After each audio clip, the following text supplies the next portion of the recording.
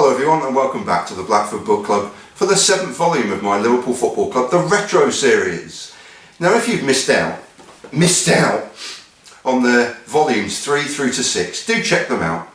Ignore me in the foreground obviously, but in the background you'll find the world's oldest iron bridge and the River Severn gently rambling and ambling on by, providing the most beautiful of reflections of the toy town above it. Go on, watch those videos, like them, subscribe to the channel, and once you've done so, go on, buy that book. Go on, buy it. Go on, it's nearly Christmas. It's the best book on Liverpool Football Club you're never going to read. But go on, it's nearly Christmas, prove me wrong. This particular edition, in our retrospective time machine of Liverpool Football Club matches, takes us to Sunday the 13th of December 1981. And amid the din of air horns and Brazilian drummers, we join 62,000 others inside the vast open-air bowl of the Tokyo Olympic Stadium for the Toyota-sponsored World Club Championship and yearly event contested between the European and South American champions. Both the English and Brazilian champions were Hall of Fame teams for the ages. The European Cup-winning Liverpool team had changed a little with the addition of Bruce Grobbelaar in goal, Mark Lawrenson at left back, and Australian international Craig Skippy Johnston making his competitive Reds debut here in Japan. But the legendary team around the new additions rolled off a fan's tongue with ease. Phil Neal, Phil Thompson, Ray Kennedy and Terry McDermott, England internationals all, as well as the Scottish backbone of so many glorious trophy-laden years, Alan Hansen, Graham Souness and Kenny Dalglish. On the other side of the ball was a South American champion team from Brazil that oozed past, present and future footballing talent for both club and country.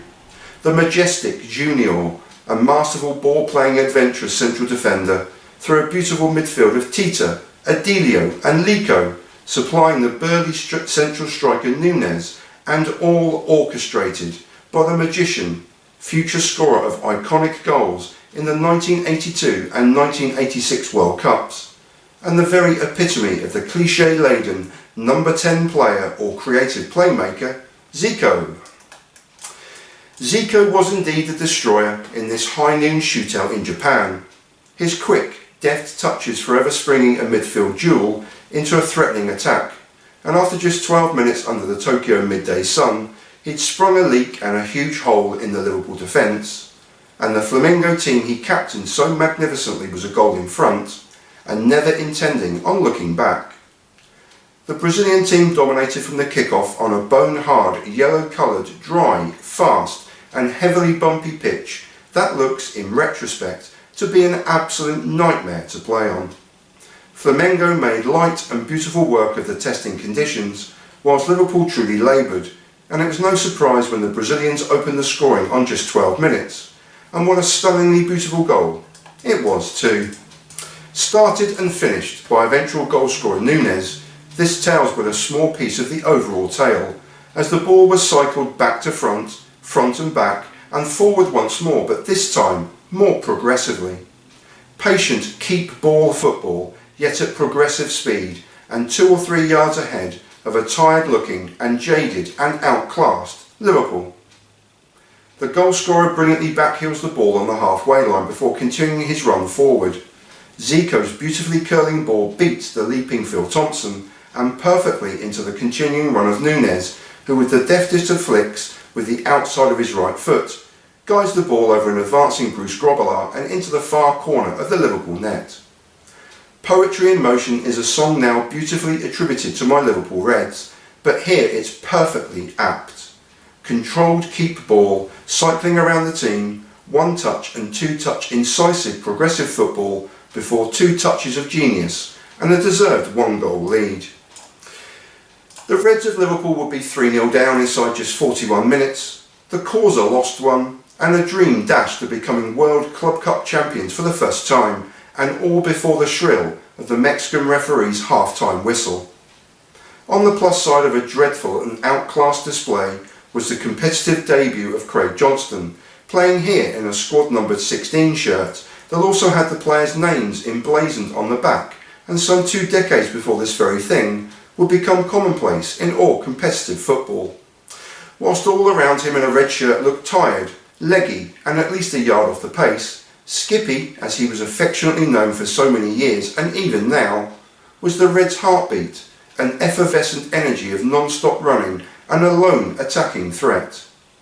His solo fierce shot on the turn and crosses from the right wing provided the only tame half chances created by Liverpool in the first half. They barely started, and a second 45 minutes whereby Johnson again was the lone guiding light, a fierce left-footed drive from the edge of the penalty area that forced the only save of note from the Flamengo goalkeeping custodian, Raul.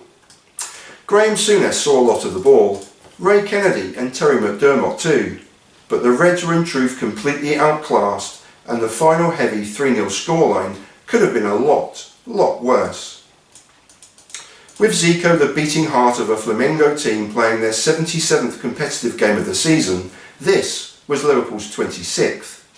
The Brazilian team were a yard faster, quicker and beautifully as well as cohesively collectively on form. The golfing class was evident as another period of keep ball resulted in a crude foul by Terry McDermott on playmaker Tita and a free kick awarded in a dangerous area just outside the Reds' penalty area. Brazil and Flamengo number 10 Zico smashed his free kick around the Reds' defensive wall.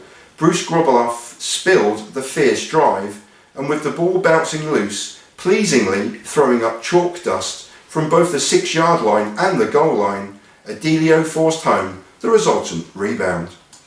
7 minutes later, and with only 41 minutes on the game clock, Flamengo would score a devastating and deserved third goal and the game over as a contest before half-time.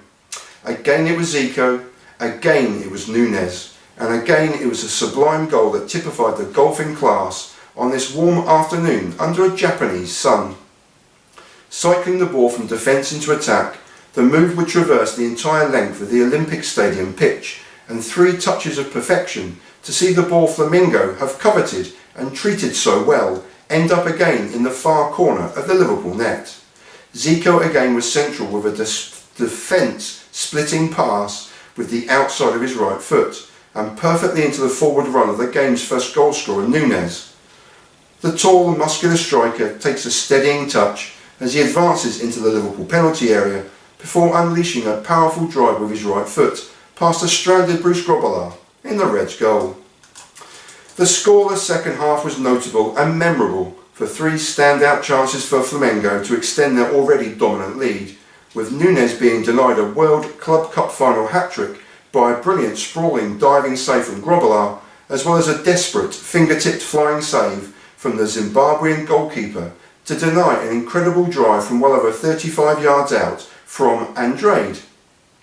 3-0 was a thrashing, and it could have been a lot worse. Just 13 days later, the Reds would concede 3 goals again, this time in a 3-1 defeat at home to Manchester City on Boxing Day, and as a new year of 1982 loomed, the Reds of Liverpool would sit in incredibly lowly 12th position in the English First Division Championship. 1982 would see a dramatic change in fortunes for Liverpool, as they would capture 2 trophies before a further 2 were snagged a year later. A treble of trophies in 1984 followed, including a famous European Cup final victory in Rome, and a ticket for a return trip to Tokyo for another tilt at a World Club Cup final.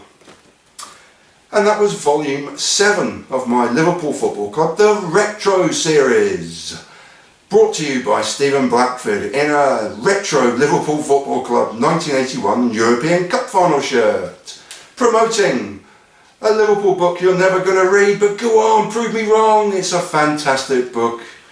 It's a book I'm immensely proud of. I self-published it in May of 2023. It's my life and soul. It's my heart and soul. It's the book on Liverpool Football Club I've always wanted to write. Anyway, I thank you for watching, and I leave you in peace and in solidarity. And I thank you again for watching. I hope you're well. And I hope the world is turning for your favour in your corner of the world. Peace, everyone.